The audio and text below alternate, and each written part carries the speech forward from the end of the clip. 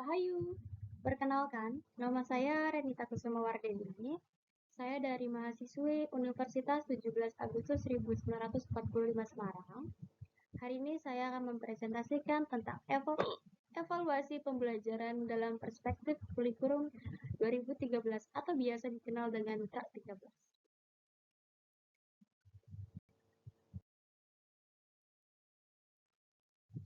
Sebelum itu, kita harus tahu apa itu penilaian.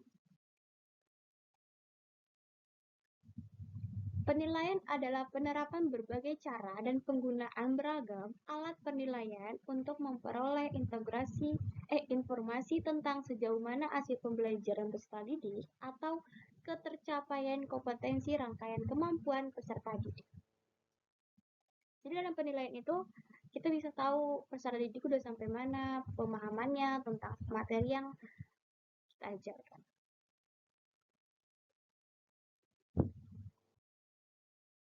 Selanjutnya, penilaian pendekatan.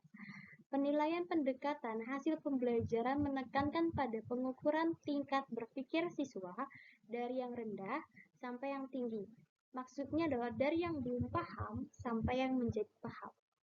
Menggunakan pertanyaan-pertanyaan mendalam, bukan sekedar hafalan, mengukur proses kerja siswa, bukan hanya hasil kerja siswa saja, dan menggunakan portofolio. Pembelajaran siswa tingkat berpikir siswa dikembangkan mulai dari tingkat berpikir, mengingat, memahami, penerapan, menganalisis, menilai, dan berkreasi. Pertanyaan dalam pembelajaran ditingkatkan pada jenis pertanyaan, bagaimana dan mengapa yang bersifat rasional, bukan pertanyaan apa, di mana, siapa, kapan, dan yang bersifat faktual. Jadi, pertanyaan itu bukan hanya yang bersifat di mana, apa, siapa, dan kapan, tapi juga harus yang pertanyaan itu yang bagaimana dan mengapa, agar para siswa atau peserta didik untuk dikembangkan lagi cara berpikir, dikembangkan lagi cara menganalisis suatu pertanyaan yang diajukan oleh pendidik.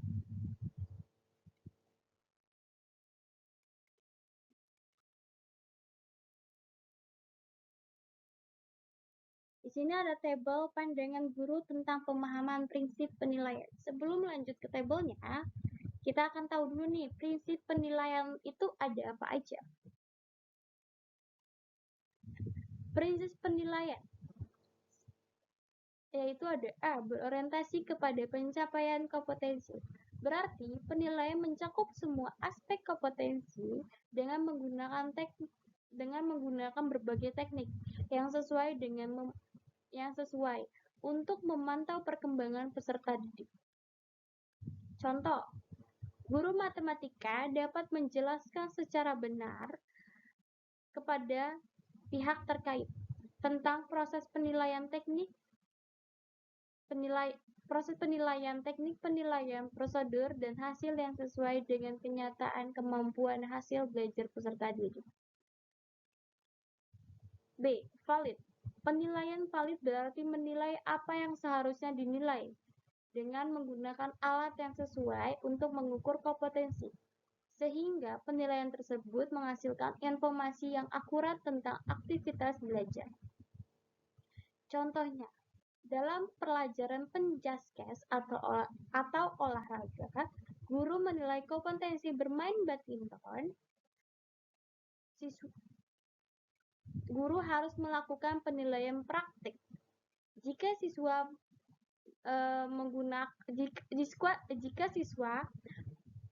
melakukan tes secara tertulis, itu disebut dengan tidak valid atau tidak akurat.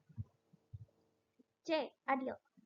Adil berarti penilaian tidak menguntungkan atau merugikan peserta didik karena berkebutuhan khusus, serta perbedaan latar belakang, agama, suku, budaya, adat istiadat, status sosial, dan gender. Contohnya, guru penjaskes laki-laki hendak tidak memandang fisik dan rupa dari murid perempuan yang cantik Kemudian memberi perilaku khusus. Karena dia cantik, maka diberi perlakuan khusus. Semua murid berhak diperlakukan sama saat kegiatan belajar mengajar maupun dalam pemberian nilai. Nilai yang diberikan harus sesuai dengan kenyataan hasil belajar peserta didik. D. Objektif.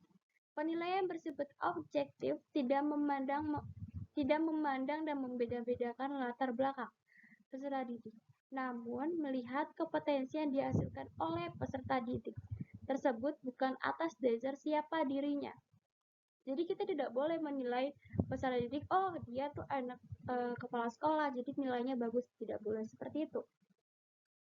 Contohnya, guru memberikan 85 untuk materi voli pada si A, yang merupakan tetangga dari guru tersebut.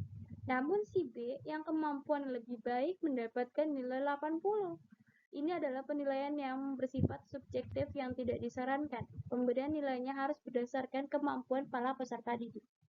Jadi tidak boleh tuh mentang-mentang kita kenal, di anak guru, di anak kepala sekolah, kita akan memberikan nilai yang bagus, padahal tidak sesuai dengan kemampuannya dia. C. Berkesinambungan. Berkesinambungan melaksanakan penilaian hasil belajar dilakukan secara terencana, bertahap, dan harus terus-menerus untuk memperoleh gambaran tentang perkembangan belajar peserta didik.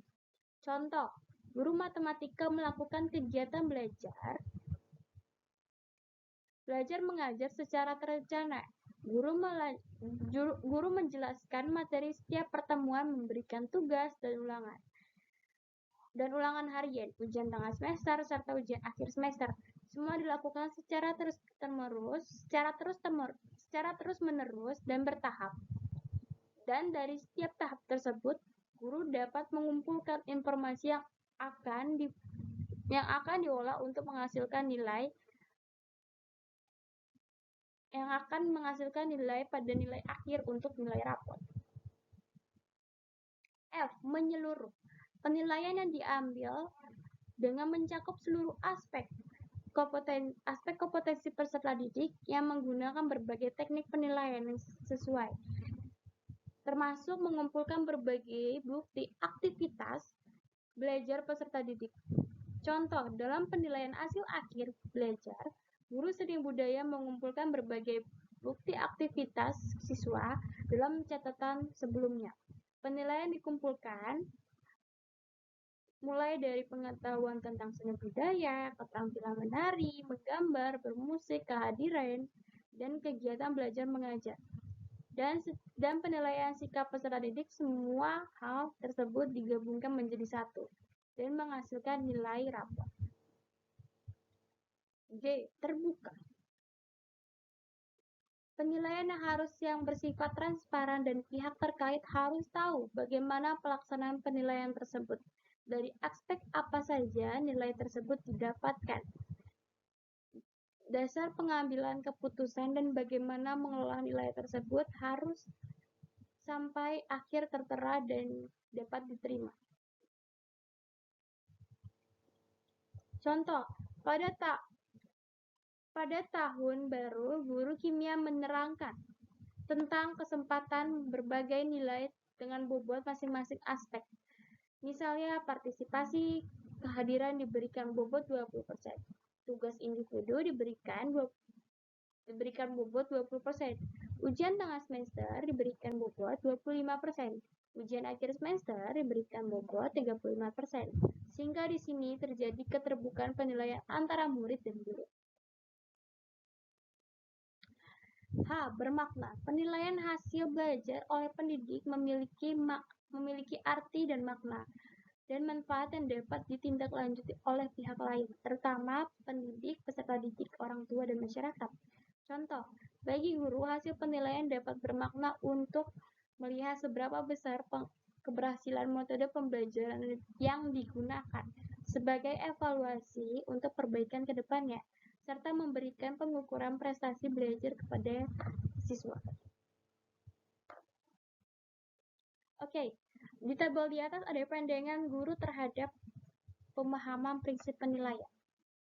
Nomor 1, komponen kurikulum 2013 pelaksanaannya sudah dan belum melaksanakan. 1. Memahami penilaian hasil belajar peserta didik mencangkup kompetensi sikap pengetahuan dan keterampilan yang dilakukan secara berimbang. Itu sudah dilakukan 84.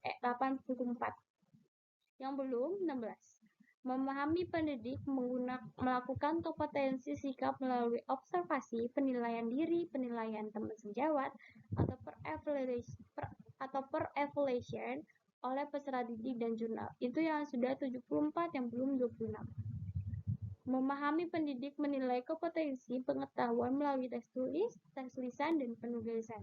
Itu yang sudah 92, yang belum 8. Memahami pendidik menilai kompetensi keterampilan melalui penilaian kinerja, yaitu penilaian yang menuntut peserta didik mendemonstrasikan suatu kompetensi tertentu untuk menggunakan tes praktik, proyek, dan penilaian portofolio. Itu yang sudah 64, yang belum 36. Memahami instrumen penilaian untuk memenuhi persyaratan satu substansi yang mempresentasikan kompetensi yang dinilai. 2. Konsentrasi yang memenuhi persyaratan teknik sesuai dengan bentuk instrumen yang digunakan. Dan yang ketiga, penggunaan bahasa yang baik dan benar, serta komunikatif sesuai dengan tingkatan perkembangan peserta didik. Itu ada yang sudah 66, yang belum 34. Maksud dari tabel tersebut adalah di situ dapat kita ketahui bahwa secara umum para guru belum memenuhi dan memahami prinsip-prinsip penilaian yang sesuai dengan kurikulum 2013. Prinsip penilaian yang belum dipahami tersebut diantaranya: 1. Bahwa penilaian kompetensi sikap dapat dilakukan melalui observasi, penilaian diri, penilaian teman sejawat, atau per-evaluation oleh peserta didik dan jurnal. Kedua, bahwa menilai kompetensi keterampilan dapat dilakukan melalui penilaian kinerja, yaitu penilaian yang menuntut peserta didik mendemonstrasikan suatu kompetensi tertentu dengan menggunakan tes praktik, proyek, dan penilaian portofolio. Dan ketiga, bahwa instrumen penilaian harus memenuhi persyaratan substansi, konstruksi, dan menggunakan bahasa yang baik dan benar, serta komunikatif sesuai dengan tingkatan peserta didik. Kenyataannya tersebut dapat dimaklumi, karena selama ini para guru hanya terbiasa menggunakan penilaian yang banyak menekan pada aspek pengetahuan saja. Selama ini para guru sudah terbiasa dengan menilai kompetensi pengetahuan melalui tes tulis, tes lisan, dan penugasan. Namun demikianlah penilaian guru masih menekankan pada jawaban tunggal dan belum terbiasa dengan jawaban yang membutuhkan pemikiran multidimensi. Jadi para guru masih sudah terbiasa dengan penilaian yang tunggal, yang belum yang berdimensi, yang dimana yang kan peserta didik berpikir macam-macam untuk jawaban itu. Sebenarnya maksudnya benar, tapi cara penyampaiannya saja yang berbeda-beda. Dan guru kadang belum menerima penyampaian itu. Ruang lingkup evaluasi. Dominan afektif. Dominan afektif merupakan perilaku murid menerima respon dan menginternalisasikan suatu dalam dirinya aspek penghayat. Kedua, dominan psikomotorik. Dominan psikomotorik menunjukkan kepada keterampilan mahir menggunakan suatu tindakan secara keterampilan fisik. Terakhir, dominan kognitif. Dominan kognitif merupakan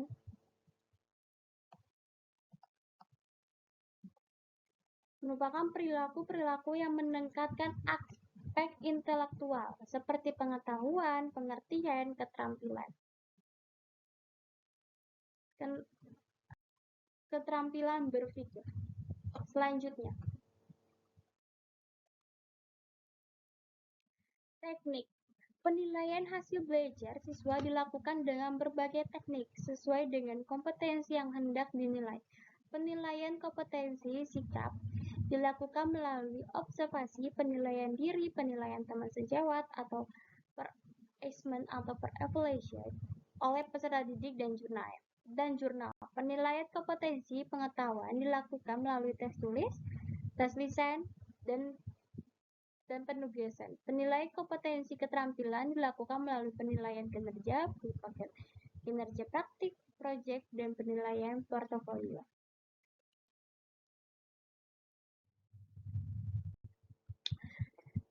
Bentuk tes sebagai instrumen evaluasi. Itu apa sih? Testing yang berasal dari yang dilaksanakan atau peristiwa yang berlangsung pengukuran penilaian yang bentuknya tes untuk mengukur peserta didik sudah sampai mana pemahaman. Fungsi tes itu ada fungsi untuk kelas, fungsi untuk pembimbing, dan fungsi untuk administrasi. Fungsi untuk kelas antara lain 1. Menggunakan diagnosis terhadap kesulitan belajar peserta didik. Kedua, mengevaluasi celah antara bakat dengan pencapaian. Ketiga, menaikkan tingkat prestasi pengelompokan siswa dalam kelas pada waktu metode kelompok. Kelima, merencanakan kegiatan proses belajar mengajar untuk peserta didik secara perorangan. Keenam, menentukan siswa mana yang memerlukan bimbingan khusus. Ketujuh, menentukan tingkat pencapaian untuk setiap anak. Fungsi untuk bimbingan. 1. Menentukan arah pembicaraan kepada orang tua tentang anak-anak mereka. Kedua, membantu siswa dalam menentukan pilihan, membantu siswa mencapai tujuan pendidik. Kedua, membantu siswa dalam menentukan pilihan. Ketiga, membantu siswa mencapai tujuan pendidikan dan jurusan. Keempat, memberikan kesempatan kepada pembimbing, guru, dan orang tua untuk memahami kesulitan anak. Dan yang terakhir, fungsi administrasi. Yang ke-1, memberikan petunjuk dalam pengelompokan siswa, menempatkan siswa baru, membantu siswa memberikan petunjuk dalam pengelompokan siswa. 2. Menempatkan siswa baru. Ketiga, membantu siswa memilih kelompok. Keempat, menilai kurikulum. Kelima, memperluas hubungan masyarakat atau public relation. Selanjutnya, bentuk-bentuk tes. Bentuk tes ada 6, antara lain tes seleksi, tes awal, tes akhir, tes diagnosis, dan sumatif. Tes seleksi. 1. Tes seleksi. Tes seleksi yang sering dikenal dengan istilah ujian saringan atau ujian masuk. Tes ini dilaksanakan dalam rangka penerimaan calon siswa baru, di mana hasil tes tersebut digunakan memilih calon peserta didik yang tergolong paling baik dari sekian banyak calon yang mengikuti tes. Materi pada tes ini merupakan materi persyaratan untuk mengikuti program pendidikan yang akan diikuti oleh calon peserta didik. Kedua, tes awal. Tes awal sering digunakan dengan istilah pre-test. Tes jenis ini dilakukan untuk tujuan untuk mengetahui sejauh manakah materi atau bahan pembelajaran yang akan diajarkan telah dapat dikuasai oleh peserta didik. Jadi, tes awal adalah tes yang melaksanakan sebelum bahan pembelajaran yang diberikan kepada peserta didik melalui peserta didik. Karena itu, maka butiran-butiran soal yang dibuat sangat mudah. Tes akhir. Tes akhir adalah tes yang sering dikenal dengan istilah post-test. Tes akhir dilaksanakan dengan tujuan mengetahui apakah semua materi pembelajaran yang tergolong penting sudah dapat dikuasai dengan sebaik-baiknya oleh peserta didik atau belum. Keempat, tes diagnosis. Tes diagnostis. Tes diagnostis adalah tes yang digunakan untuk menentukan secara tepat jenis kesukaran yang dihadapi oleh peserta didik dalam suatu mata pelajaran tertentu. Yang kelima, tes formatif. Tes formatif adalah tes hasil pembelajaran yang bertujuan mengetahui sudah sejauh manakah peserta didik telah terbentuk setelah mereka mengikuti proses pembelajaran dalam jangka waktu tertentu. Biasanya, tes ini dikenal dengan istilah ulangan harian. Keenam, tes sumatif. Tes sumatif adalah tes hasil belajar yang dilakukan secara sekumpulan suatu program pengajaran selesai diberikan. Tes sumatif dilakukan secara tertulis agar semua siswa memperoleh soal yang sama. Selanjutnya adalah bentuk non-tes sebagai instrumen.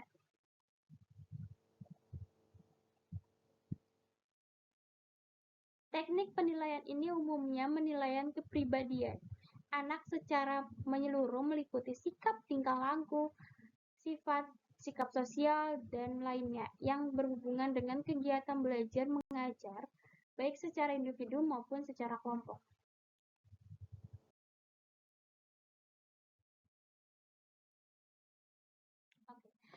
Bentuk non-tes sebagai instrumen evaluasi. Non-tes adalah secara penilaian hasil belajar peserta didik yang dilakukan tanpa pengujian peserta didik, tetapi dengan melakukan pengamatan secara sistematis. Teknik evaluasi non-tes berarti melaksanakan penilaian tidak menggunakan tes. Teknik penilaian ini umumnya menilai kepribadian anak secara menyeluruh, meliputi sikap, tingkah laku, sifat, sikap sosial, dan lainnya, yang berhubungan dengan kegiatan belajar dan pendidikan, baik secara individu maupun secara kelompok. Dengan teknik ini, evaluasi hasil belajar peserta didik dapat dilakukan tanpa pengujian peserta didik tersebut, melainkan dilakukan dengan pengamatan secara sistematis atau observation, melakukan wawancara atau interview, penyebaran angket atau question, memeriksa atau meneliti dokumen-dokumen atau disebut dengan documentary analysis. Teknik non-tes ini memegang peran penting terutama dalam rangka evaluasi hasil belajar peserta didik dalam ranah sikap hidup, affective dominant, dan ranah keterampilan psikomotorik dominan. Sedangkan teknik non-tes sering digunakan mengevaluasi hasil belajar peserta didik dari segi ranah berpikir, kognitif dominan.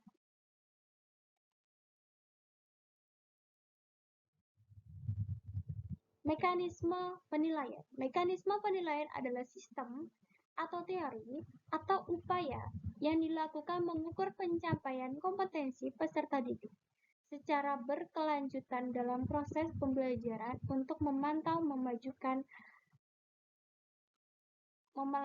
perbaikan pembelajaran dan menentukan keberhasilan peserta didik. Untuk mengukur keberhasilan proses pencapaian kompetensi peserta didik, perlu ditetapkan KKM, kinerja ketunjangan minimal, adalah kinerja ketuntasan belajar atau KKB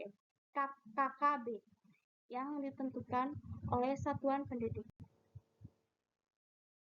Biasanya setiap sekolah tuh punya KKM masing-masing yang telah ditentukan.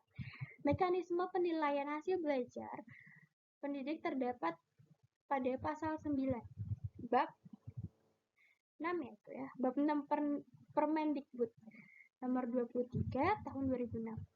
Nomor 1, perancangan strategi penilaian oleh pendidik yang dilakukan pada saat penyusunan rencana pelaksanaan pembelajaran atau biasa dikenal dengan RPP berdasarkan silabus. Kedua, penilaian aspek sikap dilakukan melakukan observasi atau pengamatan dan teknik penilaian yang relevan dan pelaporan menjadi tanggung jawab wali kelas atau guru kelas.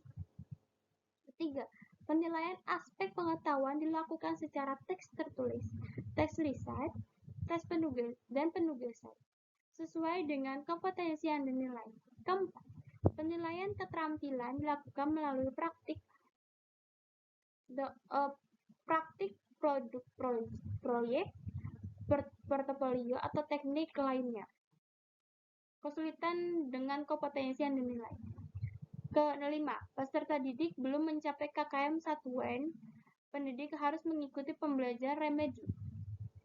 Jadi, kalau peserta didik belum sampai KKM, biasanya tuh ada remedi untuk biar nilainya mencapai KKM. Keenam, hasil penilaian pencapaian kompetensi, pengetahuan, dan keterampilan peserta didik disampaikan dalam bentuk angka.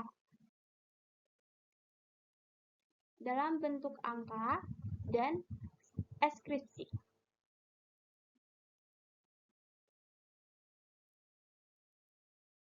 Selanjutnya, mekanisme penilaian hasil belajar pada satuan pendidik terdapat pada pasal 10 bab 6 Permendikbud nomor 23 tahun 2016. Penerapan KKM yang harus dicapai oleh peserta didik melalui rapat Dewan Pendidik. Kedua, penilaian hasil belajar oleh satuan pendidik pada semua mata pelajaran mencakup aspek sikap, pengetahuan, dan keterampilan. Ketiga, penilaian pada akhir jenjang pendidikan dilakukan melalui ujian sekolah atau madrasah. Keempat, laporan hasil penilaian pendidik pada akhir semester dan akhir tahun ditetapkan pada rapat Dewan Pendidik berdasarkan hasil penilaian pada satuan pendidik dan hasil penilaian oleh pendidik. Dan terakhir, kenaikan kelas dan kelulusan peserta didik dari satuan pendidik ditetapkan melalui rapat pendidik.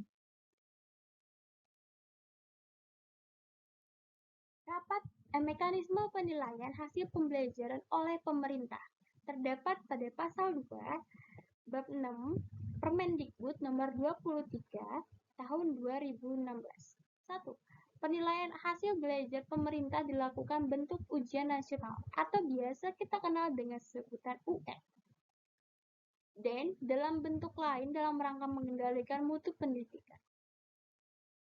Kedua, menyelenggarakan UN oleh Badan Standar Nasional Pendidikan atau disingkatan dengan BSNP bekerja sama dengan instansi terkait untuk mengukur pencapaian kompetensi lulusan. Ketiga, maaf ya itu di yang telepon nomor 12, saya mengerjakannya udah malu. Ketiga, hasil UN disampaikan kepada peserta didik dalam bentuk sertifikat hasil UN. Keempat, hasil UN disampaikan kepada satuan pendidik untuk dijadikan masukan dalam perbaikan proses pembelajaran. Kelima, hasil UN disampaikan kepada pihak-pihak yang berkepentingan dalam dasar untuk pemerataan mutu program dan satuan pendidik, pertimbangan seleksi masuk jenjang pendidikan berikutnya, serta pembinaan dan pemberian bantuan kepada satuan pendidik dalam upaya meningkatkan mutu pendidikan. Keenam, hasil bentuk penilaian hasil belajar oleh pemerintah dapat dilakukan dan dalam bentuk survei, sensus, atau bentuk lainnya yang diatur oleh peraturan menteri.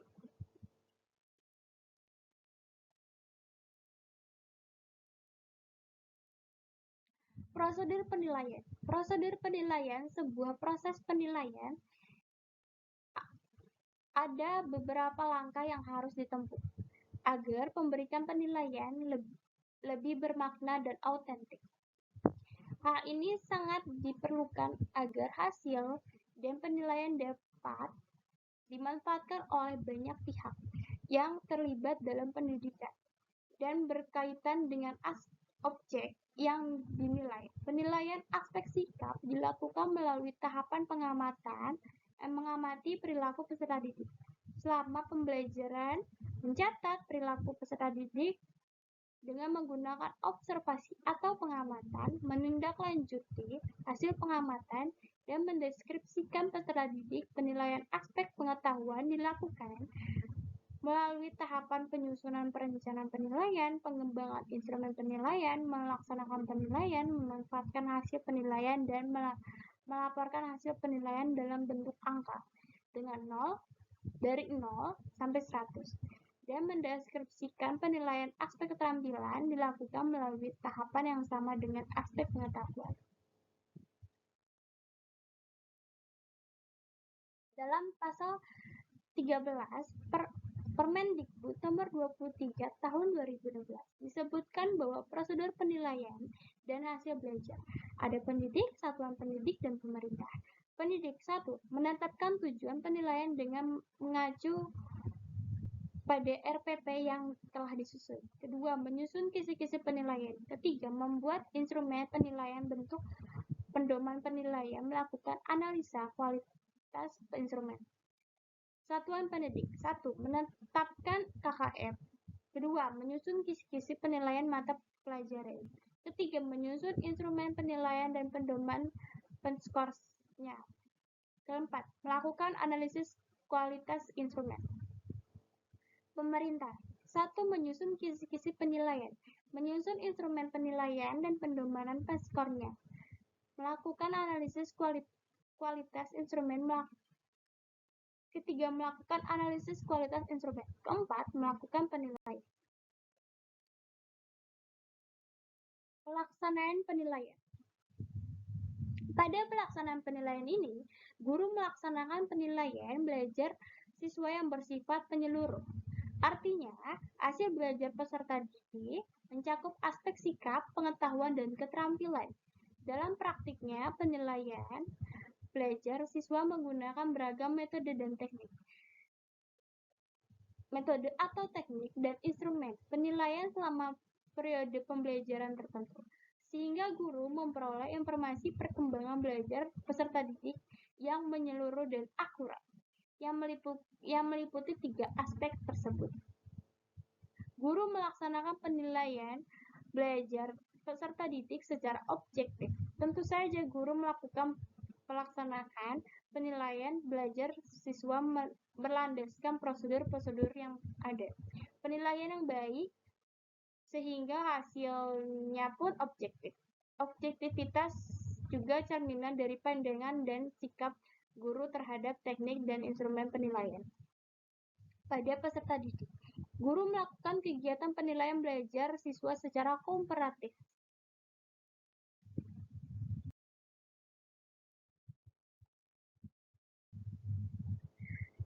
Pelaporan hasil penilaian. Pelaporan hasil penilaian ranah kognitif dan psikomotorik dapat berupa nilai angka maupun deskripsi kualitatif terhadap kompetensi dasar tertentu. Misalnya, dari angka dapat diberikan dalam bentuk nilai 7,5 sebagai batas penguasaan mastery. Artinya, jika seorang siswa atau peserta didik sudah mencapai nilai 75 atau lebih untuk kompetensi dasar tertentu, maka dikatakan siswa tersebut berhasil. Akan tetapi, jika peserta didik belum mencapai 75, nilai 75, diaktakan siswa tersebut belum berhasil. Pelaporan hasil investigasi afektif ini akan sangat bermanfaat, khususnya untuk mengetahui sikap dan minat siswa terhadap pembelajaran matematika, dan hasilnya dapat dimanfaatkan untuk memperbaiki sikap serta minat siswa terhadap pembelajaran matematika. Pelaporan afektif secara kualitas. Hal ini saya mengambil contoh nilai pembelajaran matematika. Kalau peserta didik sudah mencapai KKM 75 yang ditentukan oleh pihak sekolah dan pihak sekolah mengikuti prosedurnya, maka peserta didik itu sudah mencapai KKM atau tidak ada remisi. Begitu. Pelaporan penilaian. Itu ada pelaporan untuk siswa dan orang tua, laporan untuk sekolah, laporan untuk masyarakat, dan terakhir laporan untuk guru dan kepala sekolah. Laporan untuk siswa dan orang tua. Laporan yang berisi tentang catatan siswa yang diusahakan selengkap mungkin agar dapat memberikan informasi yang lengkap. Akan tetapi, membuat laporan yang lengkap setiap saat merupakan beban yang berat bagi seorang guru. Laporan dibuat guru untuk siswa dan orang tua berisi catatan prestasi belajar siswa. Catatan itu dapat dibedakan atas dua cara, yaitu lulus dan belum lulus. Prestasi siswa dilaporkan guru kepada siswa dan orang tua dapat dilihat dalam buku rapor yang diisi setiap semester. Jadi kalian bisa ya buka buku rapor, di situ ada bacaan lulus dan tidak lulus, dan itu tuh laporan untuk kalian dan orang tua kalian. Kedua, laporan untuk sekolah. Buat apa sih laporan untuk sekolah? Selain membuat laporan untuk siswa dan orang tua, guru harus membuat laporan untuk sekolah sebagai lembaga yang bertanggung jawab terhadap berlangsungnya proses belajar mengajar. Oleh karena itu, pihak sekolah berkepentingan untuk mengetahui catatan perkembangan siswa yang ada di dalamnya. Dengan demikian, hasil belajar siswa akan diperlihatkan dan dipikirkan oleh pihak sekolah. Laporan yang dibuat guru untuk pihak sekolah setidaknya lebih lengkap. Guru tidak semata-mata melaporkan prestasi saja, tetapi juga menyinggung problem kepribadian peserta didik. Atau bukan hanya prestasi saja yang ditulis untuk laporan ke pihak sekolah, tapi juga sikapnya dalam kelas, apa saja yang dilakukan, biar pihak sekolah tahu dan tahu cara menyinggapinya seperti apa. Dan yang ketiga, laporan untuk masyarakat. Pada umumnya, laporan untuk masyarakat berkaitan dengan jumlah lulus sekolah. Setiap siswa telah lulus membuktikan bahwa mereka memiliki suatu pengetahuan dan keterampilan tertentu. Makanya itu kan laporan untuk masyarakat secara nggak langsung tuh pihak sekolah juga laporan untuk masyarakat loh.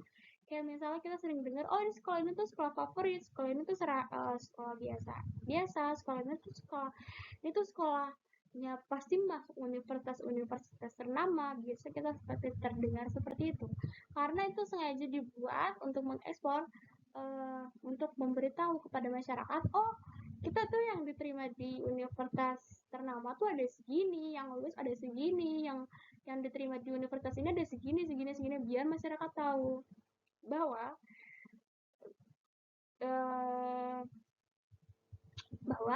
itu sekolah itu bagus gitu. Tapi kita tidak sadar kalau pihak sekolah itu membuat laporan terhadap kita. Dan terakhir, laporan untuk guru dan kepala sekolah.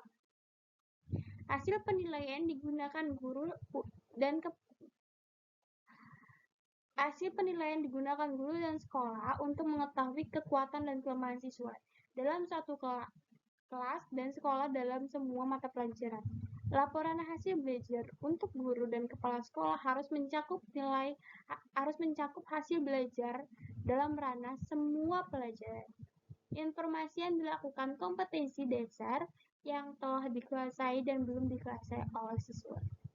Guru memerlukan informasi yang spesifik untuk masing-masing kelas yang diajarkan. Sedangkan kepala sekolah memerlukan informasi yang umum untuk semua jelas dalam satu sekolah.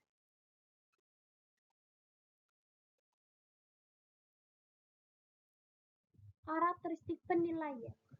Karakteristik penilaian salah satu membedakan kurikulum K13 dengan kurikulum sebelumnya. Kurikulum sebelumnya itu KTSP bukan? Dalam adalah proses penilaiannya. Kurikulum ke-13 mengisyaratkan ada 3 ranah yang harus dinilai oleh guru pada peserta didiknya, yaitu pengetahuan, sikap, keterampilan. Untuk menilai yang ketiga ranah tersebut, K13 merekomendasikan 5 karakteristik, yaitu belajar tuntas, autentik, kesinambungan, berdasarkan acuan kriteria, dan menggunakan teknik penilaian bervariasi. Apa aja sih itu? Mari kita bahas di slide ini. Ada autentik tadi kan, ada belajar tuntas, ada berkesinambungan, ada menggunakan bentuk teknik penilaian yang bervariasi, ada berdasarkan acuan kinerja. Apa aja sih itu? Ada yang tahu nggak apa aja? Oke. Autentik. Penilaian yang dilakukan mengukur pencapaian kompetensi secara holistik. Aspek sikap, pengetahuan, dan keterampilan dinilai secara bersamaan sesuai dengan kondisi yang nyata. Penilaian tersebut dilakukan untuk mengetahui pencapaian kompetensi peserta didik yang berkaitan dengan situasi nyata, bukan dunia sekolah saja.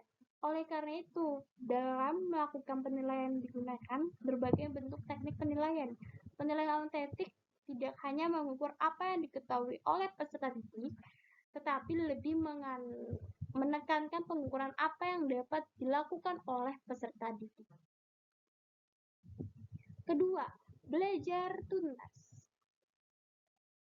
Belajar tuntas merupakan pencapaian minimal dari kompetensi setiap muatan belajar yang harus dikuasai peserta didik dalam kurun waktu yang ditentukan. Ketuntasan sikap KI1 dan KI2 ditunjukkan dengan perilaku baik peserta didik. Jika perilaku peserta didik belum menunjukkan kriteria baik, maka dilakukan pemberian umpan balik dan pembinaan sikap secara khusus secara terus-menerus sehingga peserta didik menunjukkan perilaku baik.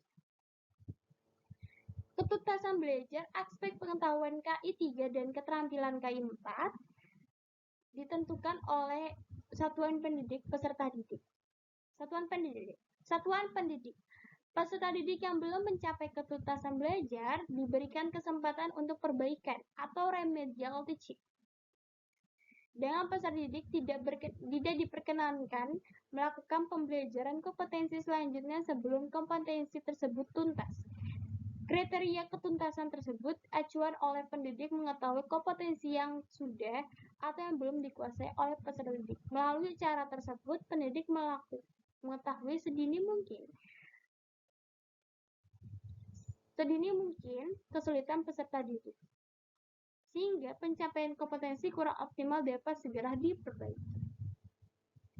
Berkesinambungan. Penilaian berkesinambungan bermaksud sebagai penilaian yang dilakukan secara terus-menerus dan berkelanjutan selama pembelajaran. Tujuannya adalah untuk mendapatkan gambaran yang utuh mengenai perkembangan hasil belajar peserta didik, memantau proses kemampuan dan perbaikan hasil terus-menerus, dan menggunakan berbagai bentuk penilaian. D. Menggunakan bentuk dan teknik variasi. Penilaian sikap, pengetahuan, dan keterampilan menggunakan berbagai teknik penilaian yang sesuai dengan karakteristik kompetensi yang akan diukur dan dinilai. Berbagai metode atau teknik penilaian dapat digunakan seperti tes tulis, tes desain, penugasan, dan penilaian kinerja seperti praktek dan produk. Penilaian proyek, portofolio, pengamatan, dan observasi. Dan yang terakhir, berdasarkan acuan kriteria. Penilaian sikap, pengetahuan, dan keterampilan menggunakan acuan kriteria. Kemampuan peserta didik tidak dibandingkan terhadap kelompoknya, tetapi dibandingkan ketuntasan yang ditetapkan. Kriteria ketuntasan ditetapkan oleh satuan pendidik dengan mempertimbangkan Karakteristik peserta didik. Karakteristik peserta didik dengan mempertimbangkan karakteristik peserta didik, karakteristik mata pelajaran dan kondisi satuan pendidik, yaitu buku pedoman penilaian kurikulum K13 pada SD. Mengimplementasikan evaluasi pembelajaran K13. Hari selanjutnya proses pengembalian nilai dilakukan pada kelas. Saya ambil contoh pada kelas 11 pada IPS 2 pada mata pelajaran pelajaran kelima serta keenam, yaitu pada jam 10.45 sampai jam 12.15. Dalam proses pembelajaran belajar mengajar berlangsung, guru harus berkeliling dan memberikan penilaian selama diskusi kelompok. Berlangsung pada saat tanya jawab, guru juga memberikan penilaian kepada peserta didik pada saat penilaian penjelasan kepada peserta didik ketika tidak menemukan titik temu dari permasalahan dalam diskusi tersebut. Penilaian dilakukan guru selama proses belajar mengajar berlangsung, antara lain penilaian diskusi kelompok, penilaian sikap, dan penilaian pengetahuan. Hasil penilaian tersebut nantinya dimasukkan ke dalam hasil penilaian harian dan semester.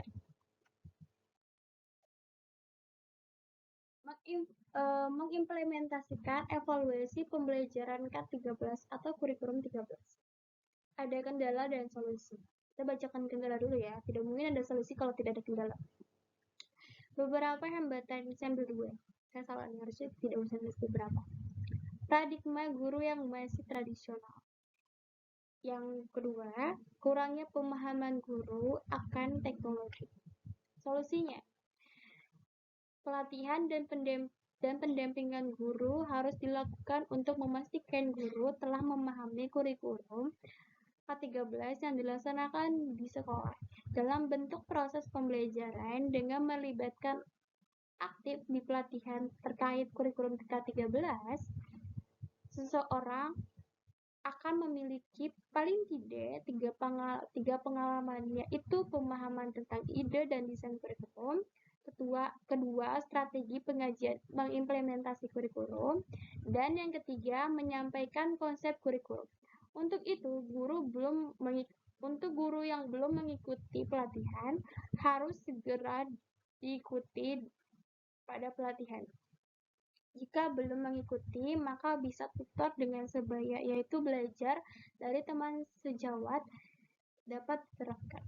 Kurangnya pemahaman guru akan teknologi yaitu ikut pelatihan dan belajar akan teknologi yang baru. Jangan lupa untuk bertanya, menggunakan laptop seperti bagaimana, membuat PPT seperti apa. Mungkin kan zaman dulu tidak ada tuh PPT yang seperti sekarang saya terapkan, terus tidak ada yang namanya Zoom, tidak ada yang namanya Google Meet.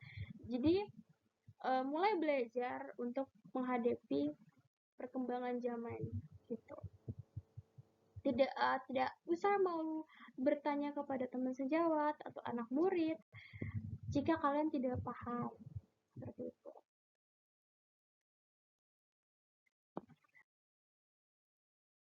Sekian dari saya, kurang lebihnya mohon maaf banget kalau masih banyak yang typo-typo karena saya mengerjakannya malam-malam, mungkin saya ngerjain sambil ngantuk, jadi saya tidak bisa lihat dengan baik yang typo-typonya. Sekian, terima kasih, mohon maaf, salam rahayu, selamat siang.